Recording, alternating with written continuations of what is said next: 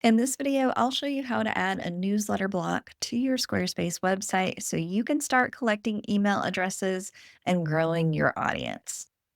If you have a Squarespace website and you're walking through my pre-launch checklist, welcome back. And if you don't have a copy of the checklist yet, I'll drop a link below in the description so you can grab it. Squarespace has a native email marketing system called Campaigns, so you don't have to use MailChimp or something else that's complicated to connect. You don't start paying for campaigns until you start sending emails. So even if you're going to use a different email marketing system later, you can start collecting emails for free using the built-in Squarespace Campaigns newsletter block. This is the one thing I wish I'd done much earlier in my business. I didn't start growing my email list until over a year in, and I feel like I really missed out. So I don't want that for you. Even if you're not ready to send emails yet, go ahead and start collecting them. So when you are ready, you have an audience that's excited to hear from you. Okay, we are back in the Celine Squarespace template, and sometimes your template may already have a newsletter block in the footer. This one happens too. So I'm going to go ahead and just remove it and show you how to add one in. So I'm going to go into Edit the Site Footer and click this block and just hit Delete. Now, when you're ready to add a newsletter block to your Squarespace website to start collecting emails, you may want to consider adding it in the footer so it appears on every page. You can either put it in the bottom of your footer like this, or you can actually add a section once you're inside your footer and just add a big section that has just the newsletter block. Either way. So I like having it on every page of my website. So the footer is a great place to do that. So once you have your footer designed and you have a spot for your newsletter block, you're going to hit Add Block and choose Newsletter.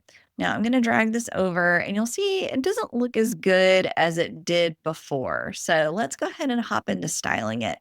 I'm going to hit the Edit button, and first off, newsletter form 4 doesn't tell me anything. When I get submissions, I want to know that they came from my footer form. So I'm going to change that.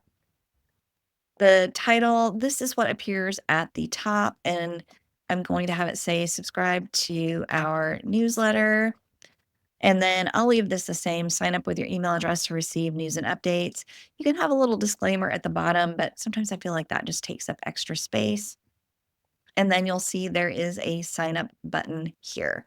You can also toggle on name field.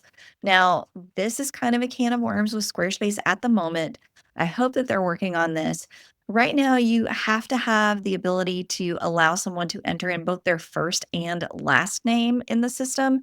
And if you're using Squarespace campaigns, it doesn't parse them out. So when you're sending out an email, you can't just say, "Hi, Christy." You have to say, "Hi, Christy Price." Which is a little weird. So you can choose if you just want to say, "Hey there," or if you want to say, "Hi, Christy Price" for now. But you can choose to toggle on or off the name field. And underneath this is our post submit. This is the message that appears after someone fills out their email address. This appears on the screen in the place of the newsletter block. So you can style this, you can make them bold, you can add links, but normally I like to say something about what to expect. So thanks so much for signing up. And if you are ready to start sending out your newsletters, let them know how often they'll receive them, or give them a special discount code because they signed up. So you can do anything you want here. If you want more space than just this little area, you can also redirect to a completely different page on your website. So if you wanted to create a thank you page for signing up, this is something that I do on my website. It redirects them there and they get a lot of information about what they can do while they're waiting for that first email. Okay, so we've done the content. Let's go ahead and hop to the design panel. We can choose to stack or float, and you'll see that has to do with how these fields are stacked. If I turn on name field and I go to stack, it becomes very tall and it looks pretty nice. A little less wonky, but if I'm doing it without the name, I often just float it. So everything is a little tighter. It's not so tall. So I'm going to choose float. For this design, I'm going to align it left so it lines up really nicely with everything else here. You can also choose to turn on a background. So if you want this to really stand out, toggle on that background, set your background color. You can set a stroke color. So if you wanted to give it a little bit of a detail around the edge here, and you can also set the thickness for that. So maybe 1 pixel. And if it is your style, you can round the edges of this. But for this one, we're not going to do any of that because it looked better just plain.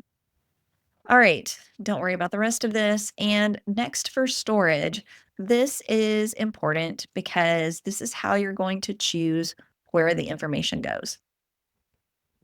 So right now it is saved in Squarespace, and you'll notice that send confirmation email is off. So once they drop in their email address, they are on your list. They don't have to do a double opt in. If you want them to receive that automated email from Squarespace and opt in, you would toggle this on.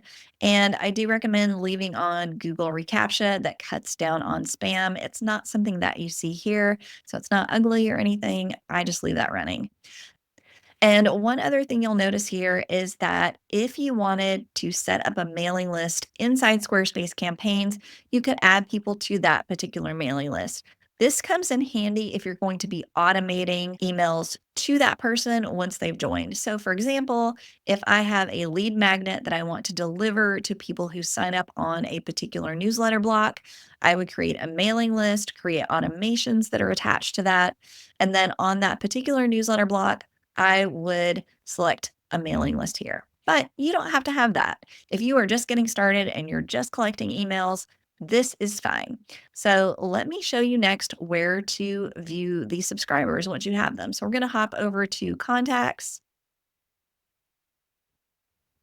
and you can see in the left-hand side here, it's under lists and segments. Nobody has signed up yet because obviously this is just a demo, but once they do, you will see their information here. So later on, if you want to use Squarespace's email campaigns, you can target all of these subscribers, or you can absolutely export these subscribers and put them into a different email marketing system. So I love when I'm launching a website, even if I'm not ready for email marketing yet, I love just adding this Squarespace newsletter block so you can start collecting addresses and decide what to do with them later. And again, it's something that I wish I had done when I was starting out. So, highly recommend it. All right, when we're all done, we're just going to go ahead and hit save here and exit. And now, when someone comes to your website and they fill out this email address block and click sign up, you're going to be able to go over, refresh in your contacts, lists, and segments. And there we go. If you found this helpful, please give the video a thumbs up as it helps other people discover my videos. Thanks for watching, and I wish you all the best with your website.